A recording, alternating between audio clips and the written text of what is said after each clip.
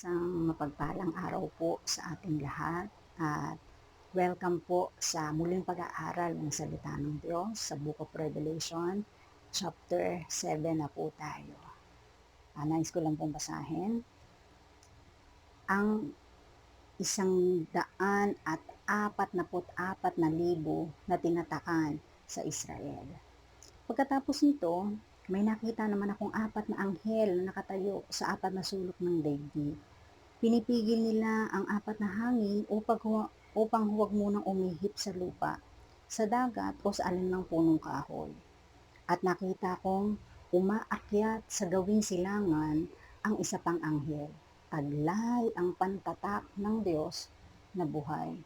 Sumigaw siya sa 4 na anghel na binigyan ng Diyos ng kapangyarihang maminsala sa lupa at sa dagat. Huwag muna ninyong pinsalain ng lupa, ang dagat o ang mga punong kahoy hanggat hindi pa natin nalalagyan ng tatak sa noo ang mga lingkod ng ating Diyos. At sinabi sa akin ang bilang ng mga tinatakan, 144,000 buhat sa 12 lipi ng Israel. 12,000 mula sa bawat lipi ng Israel. Judah, Reuben, Gad, Aser, Naphtali, Manases, Simeon, Levi, Isakar, Zebulon, Jose at Benjamin. Ang mga nagtagumpay mula sa lahat ng bansa. Pagkatapos nito'y nakita ko ang napakaraming tao na di kayang bilangin ni numan. Sila'y mula sa bawat bansa, lahi, bayan at wika. Nakatayo sila sa harap ng trono at ng kordero. Nakadamit ng puti at may hawak na mga palaspas.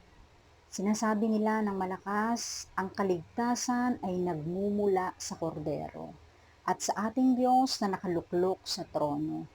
Tumayo ang lahat ng anghel sa palibot ng trono, gayon din ang mga pinuno at ang 4 na nilalang na buhay. Sila'y nagpatira pa sa harap ng trono at sumamba sa Diyos. Sinasabi nila, Amen. Sa ating Diyos ang papuri, kalwalhatian, karunungan, pasasalamat, karangalan, kapangyarihan, at lakas magpakailanman. Amen. Tinanong ako ng isa sa mga pinuno, sino ang mga taong nakadamit ng puti at saan sila nanggaling? Ginoo, kayo po ang nakaalam, ang sagot ko. At sinabi niya sa akin, sila ang mga nagtagumpay sa gitna ng matinding kapaghatian. Nilinis nila at pinaputi sa dugo ng kordero ang kanilang damit. Iyan ang dahilan kung bakit sila ay nasa harap ng trono ng Diyos at naglilingkod sa Kanya sa templo araw at gabi. At ang nakaupo sa trono ang siyang kukupkop sa kanila. Hindi na sila magugutom ni mauuhaw man. Hindi na rin sila mabibilad sa araw ni mapapaso ng anumang matinding init. Sapagkat ang korderong nasa gitna ng trono ang magiging pastor nila. Sila'y gagabayan niya sa mga bukal ng tubig na nagbibigay buhay at papahira ng Diyos ang bawat luha sa kanilang mga mata. Pagpalain po ng Diyos ang pagkakabasa at ang pag-aaral natin ng kanyang buhay at makapangyarihang salita. Sa chapter 7, ay binanggit ko po kanina na ito po ay patungkol sa 144,000 sealed or yung mga tinatakan sa Israel. Ito ay nakita ni Apostol Juan sa kanyang pangitain sa pamamagitan ng anghel. At dito'y binanggit yung 144,000 mula po sa lipi ng Israel. Ngunit dito sa verse 9, sabing ganon, pagkatapos nito'y nakita ko ang napakaraming tao na di kayang bilangin ni numan. Great multitude. Napakaraming tao. Innumerable. Hindi po kayang bilangin. Saan po nanggaling itong mga tao na ito? Kung yung 144,000 ay galing sa tribes of Israel, ito namang mga tao na hindi mabilang ay galing sa bawat bansa, lahi, bayan at wika. So from all over the world, sa iba't ibang panig ng bansa. Sila ay sama-sama at ano yung kanilang ginagawa? Nakatayo sa harap ng trono ng kordero at eto po ang pangitain, sabi gano'n. Sila'y nakadamit ng puti at may hawak na palaspas. Bakit kaya sila nakadamit ng puti? At sino itong mga tao na ito na sabing gano'n galing sa iba't ibang lahi, iba't ibang wika, bansa?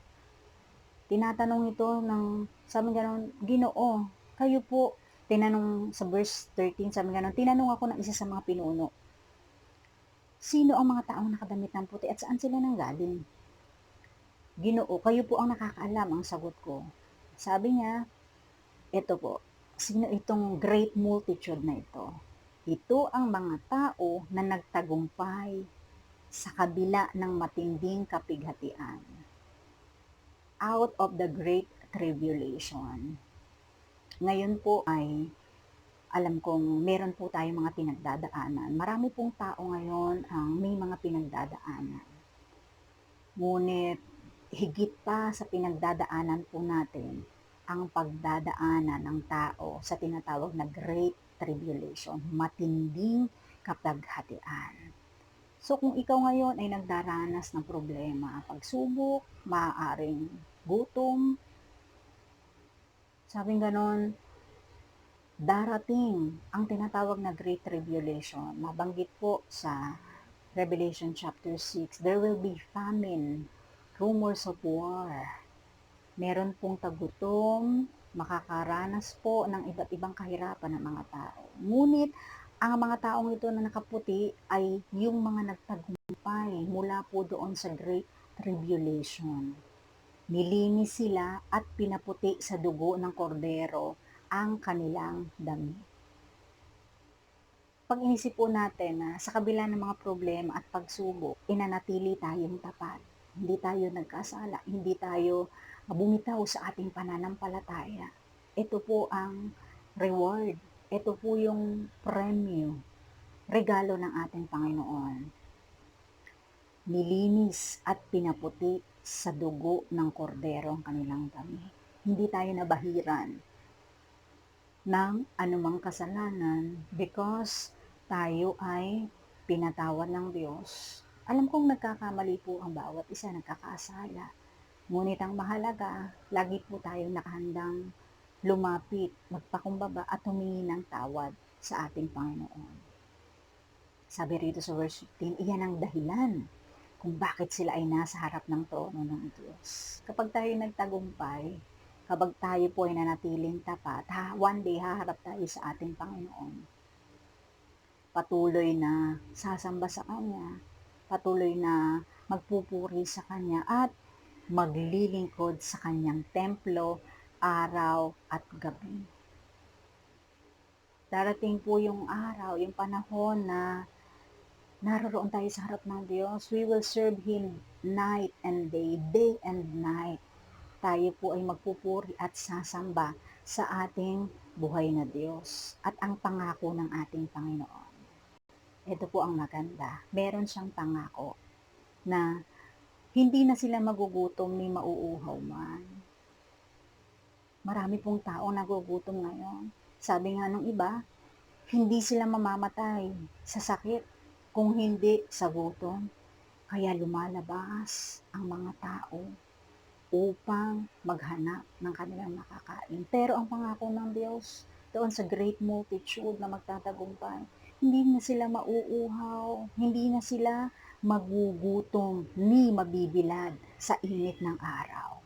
Ngayon po ay panahon ng tag-init, kaya naman maraming nagtitiis sa init ng panahon, pero pagdating doon sa pangako ng ating Panginoon, ang promise niya, hindi na sila mabibilad sa araw ni mapapaso ng anumang matinding init sapagkat ang korderong nasa gitna ng trono ang magiging pastol nila because the Lord is our shepherd. At kapag siyang ginawa nating pastol, hindi tayo magkukulang sa anumang bagay. Ipararanas ng Diyos ang kanyang kabutihan, ang kanyang katapatan sa bawat isa sa atin. At sa verse 17, Sila'y gagabayan niya sa mga bukal ng tubig na nagbibigay ng buhay. Sabi po sa aklat ng Juan, sino mang uminom sa tubig na ibinibigay ng Diyos, kailanman na hindi na muling mauuhaw. Ang Diyos po ang katugunan sa lahat ng ating pangangailangan. Gagabayan niya sa mga bukal ng tubig na nagbibigay ng buhay. At ito po ang panghuli. Papahirin ng Diyos ang bawat luha sa kanilang mga mata. Siguro po maraming beses umiyak po tayo sa mga pagsubok, mga problema na naranasan po natin. Pero darating ang araw, darating ang panahon, tutuparin ng Diyos ang kanyang pangako sa kanyang mga mananampalataya. Papahirin ng Diyos ang lahat ng luha sa ating mga mata. Bakit po? Makakasama na natin siya. At wala nang makapaghihiwalay sa pag-ibig niya sa buhay po natin. Ni ang kamatayan, ni ang tagutom ay hindi makapaghihiwalay sa pag-ibig ng Diyos sa bawat isa sa atin. Kaya po, magalak tayo sa pag-asang ito. Patuloy tayong manampalataya that God will fulfill His promise. He is faithful to His word. Kaya ngayon, tayo po ay magpasalamat sa ating Panginoon. Hallelujah. We praise you, Lord God, for everything. Dahil alam namin ikaw ay Diyos na tapat, dakila at makapangyarihan. Ikaw ang Diyos na tumutupad sa iyong mga pangako. Kung naranasan man namin ang iba't ibang pagsubok, sakit, kahirapan, mga problema, Panginoon, na hindi namin akalain na aming mararanasan. Pero bagamat ito'y nangyari at naganap sa aming mga buhay, pinatunayan mo ang iyong katapatan. Ikaw ay tapat na Diyos, buhay at makapangyarihan. Kaya naman, patuloy kami magtitiwala sa iyo. Nananampalataya kami na anumang pinagdadaanan ng iyong mga anak sa panahon na ito po ay tatapusin mo, sapagkat darating ang araw na kami ay patuloy na mapupunta sa piling mo, Panginoon. Sa piling mo, naroon ang kaganapan, naroon ang tunay na kapayapaan. Hindi na kami magugutom, hindi kami mauuhaw, hindi kami makakaramdam ng init at papahirin mo ang luha sa aming mga mata sapagkat kapiling ka na namin. Panginoon, ikaw ang aming pastol.